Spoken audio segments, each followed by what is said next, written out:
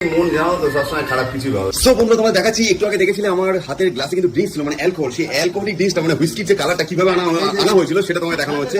দেখো কিভাবে আনা হচ্ছে। দেখো থামস আপ দেওয়া হচ্ছে, প্রথমে থামস আপ গেল গ্লাসের মধ্যে, তারপর কি যাচ্ছে থামস আপের মধ্যে জল মেশাবে নাকি?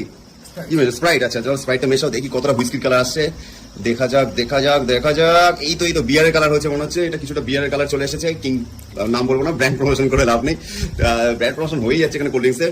তো এরকম চলে এসে এরকম কিন্তু কিছুটা পুরো হুইস্কির কালার দেখতে পাচ্ছ। আর এরকম ভাবেই কিন্তু ড্রিঙ্কসটা বানানো হয়েছে। আমার হাতে যে ড্রিঙ্কসের গ্লাসটা তোমরা দেখেছিলে ভিডিওতে, তোমরা যারা আগের ভিডিওটা দেখেছো তারা নিশ্চয়ই দেখেছো। তো সেই গ্লাসের ড্রিঙ্কসটা কিন্তু ঠিক এইরকম ভাবে, ঠিক এইরকম কালারটা দেখেছো, ঠিক এরকম ভাবে কিন্তু বানানো হয়েছে। আর এরকম ভাবে কিন্তু শুটে কাজ করা হয়। তো দাদা অনেক থ্যাংক ইউ যে আমি ড্রিঙ্ক করি না, কিন্তু আমাকে এরকম একটা ড্রিঙ্কসের ক্যারেক্টার দেওয়ার জন্য, আর এরকম ড্রিঙ্কসের কালারটা একদম ন্যাচারাল নিয়ে আসার জন্য অনেক ধন্যবাদ। কিভাবে আইডিয়াটা আসলো?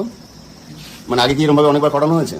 বহুবার করানো হয়েছে। তো দাদা এক্সপিরিয়েন্স আছে, দাদা অনেকবার করিয়েছে। আমি কিন্তু প্রথমবারই জানলাম। আমি জানতাম হয়তো ড্রিঙ্কসের এই ধরনের কাজগুলো অরিজিনালি কিন্তু হুইস্কি বা বিয়ার কিছু দিয়ে করে, কিন্তু এখানে প্রথম আমি জানলাম। কিন্তু এটা শুনেছিলাম লিকার চা দিয়ে করে, কিন্তু এরকম ভাবে যে কোল্ড ড্রিঙ্কস দিয়ে করে আমি জানতাম না, যে প্রথমেই জানলাম।